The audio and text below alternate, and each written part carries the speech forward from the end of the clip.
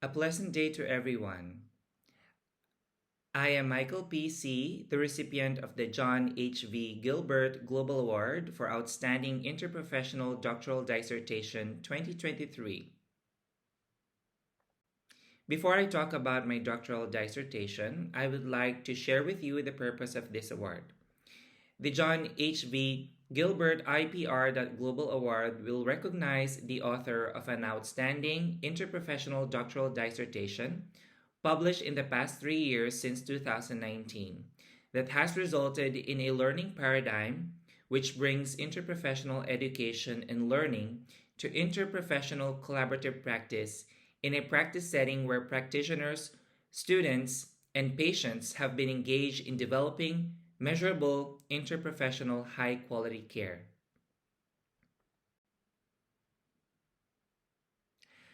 I would like to share with you something about myself. I am a Filipino occupational therapist, a health professions educator, an occupational scientist, and above all, a champion for interprofessional education and practice. I am currently working as a senior researcher at the Institute of Occupational Therapy at the Zurich University of Applied Sciences here in Switzerland. My main work is to do research, and my research interest revolves around return to work process of people with post-COVID condition, focusing on social determinants of health. I also do some teaching, specifically in the interprofessional education module for the bachelor students in the university, and also doing some teaching and thesis supervision for master students in occupational therapy. On top of that, I also do some service work, specifically working as or serving as a representative for the Asia Pacific Interprofessional Education and Collaboration Network under the Interprofessional.Global. I also do some research with the CAPE as a member of the research committee, and I also have been serving since 2019 as an associate editor for the Journal of Interprofessional Care.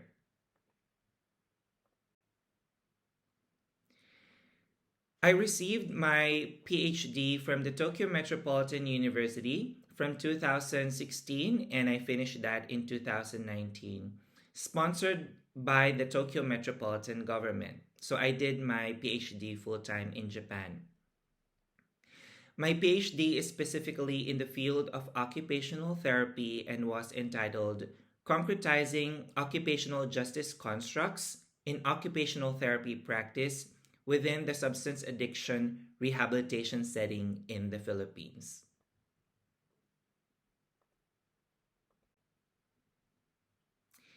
The main aim of my PhD was to translate health and occupational justice concepts, that is, fair access to healthcare, daily activity, and participation, into actual practice from evaluation, intervention to outcome measurement within and outside occupational therapy.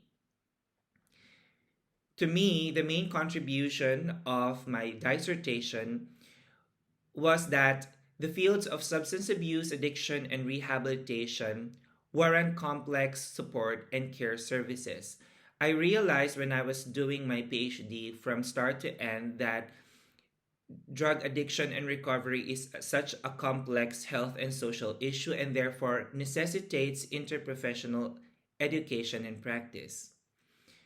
Another contribution was that I learned that equitable health and social services can only be achieved when there is intentional collaboration among health and social care teams underpinned by IPEP.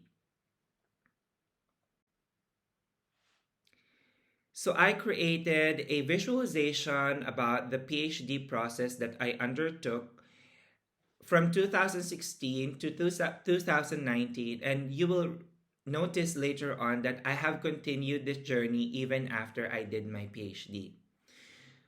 So my PhD started with an essay, or we can say a non-systematic literature review, which analyzed the activity of illicit drug using I was able to provide critical analysis on the activity of using illicit drugs. And to do that, I was able to read and consulted people and experts from different disciplines beyond occupational therapy. And I think that was the start wherein I employed interprofessional learning within myself and within the team that I was working with at the start of my PhD. And then, after doing the literature review, I was able to embark into a mixed method study, specifically called Q methodology, wherein I was able to determine the role of occupational therapists in the field of substance addiction and rehabilitation. And what we found in that study is that occupational therapists are indeed collaborators within the team. So, this is something that we cannot neglect or ignore, and that we were also taught and trained that in order for us to achieve our goals as a professional, we need to be a collaborator within a team. After learning about and knowing that we have roles in this setting, I did a single case study where I piloted a tool entitled Occupational Justice Health Questionnaire to a citizen who is recovering from drug addiction in a selected Filipino community. And in this process, although it's just one person where I piloted this questionnaire, I did a lot of interprofessional work because I had the opportunity to coordinate with the local community and learn about not only health professionals but also community and social care professionals within the community who are working with people who are actually recovering from a chronic condition or from a health social condition. So this was really a good experience for me as a researcher to not just think about interprofessional education and practice, but really employ it in order for me to achieve my research goals. After piloting the tool, which I abbreviated as OJHQ, I decided to do a phenomenological study of it with a larger sample size. So in this fourth study, I utilized the OJHQ to 24 participants who are recovering from drug addiction, but they are now from the drug rehabilitation center. So I had two sites from different regions, and I got a total of 24 citizens. And in this study, in this qualitative phenomenological study, uh, it was revealing of their experiences of injustice and justice before they went into the drug rehabilitation center, during, and how they see their future would be if they are discharged, what would their justice experiences would be. So it was an opportunity for me to document their experiences before, during, and even after their recovery. So within this phenomenological study, I was able to frame it within the framework called the Participatory Occupational Justice Framework. And within that framework, there are 6 processes, and all of these processes involved collaboration. Collaboration not only between the citizen and the health professional, but also outside the healthcare sector. So this was really a participatory process between citizens and society. So I was able to frame this study from that, and this was really convincing and also encouraging for me to to do more interprofessional work into my dissertation.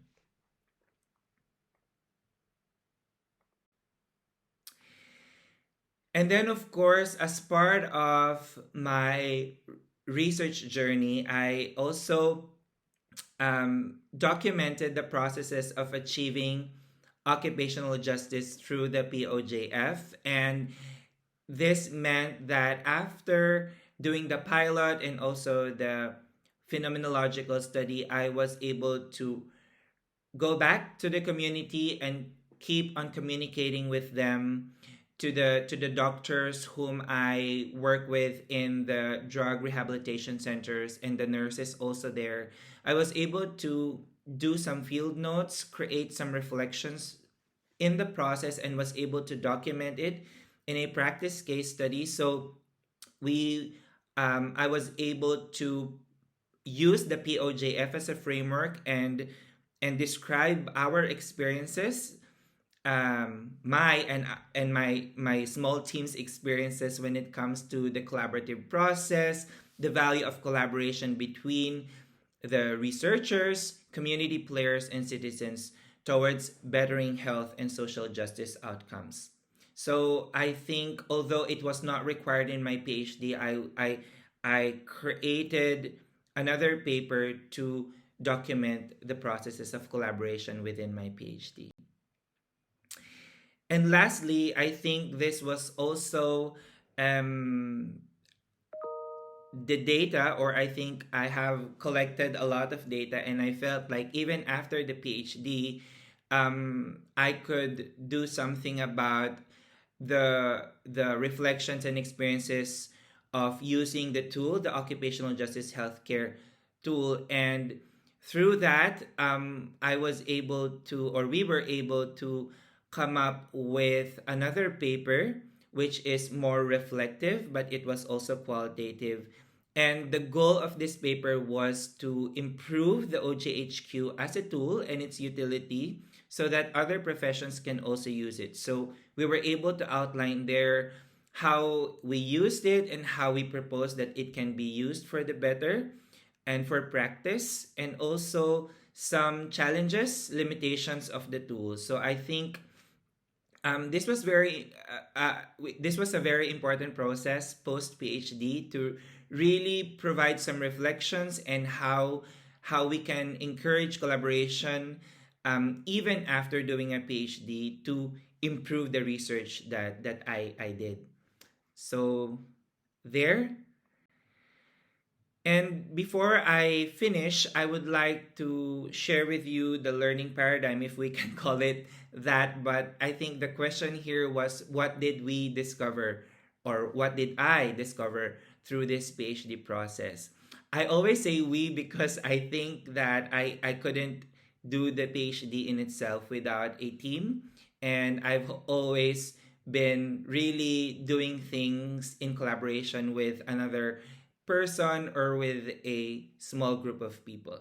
So first is that in the PhD, we were able to add knowledge about interprofessional collaboration in the substance addiction and rehabilitation setting. And on top of that, I was able to also contribute on the national policy development efforts in the field of drug addiction and rehabilitation in the Philippines, where I acted as a contributor or a consultant when it comes to this field. Another learning paradigm would be that we discovered that non health professionals can also contribute or equally contribute to the IPECP efforts and outcomes within the substance addiction rehabilitation context. Another thing that I'd like to share with you is from the dissertation, we realized that decolonizing and contextualizing of terms, of practices, can help improve the collaboration within teams in the service delivery process, specifically to the context. Also, another thing that really was generated as a product of the PhD was creating a sustainable and open resource website to document the scholarship. So there is a QR code here which you can scan to go into that research site that we created. And of course, finally, to advance the field of interprofessional education and practice through formal and informal publication and dissemination.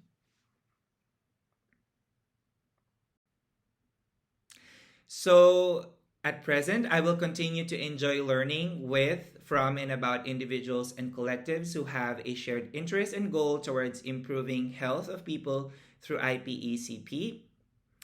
And here are some of my future plans when it comes to IPECP.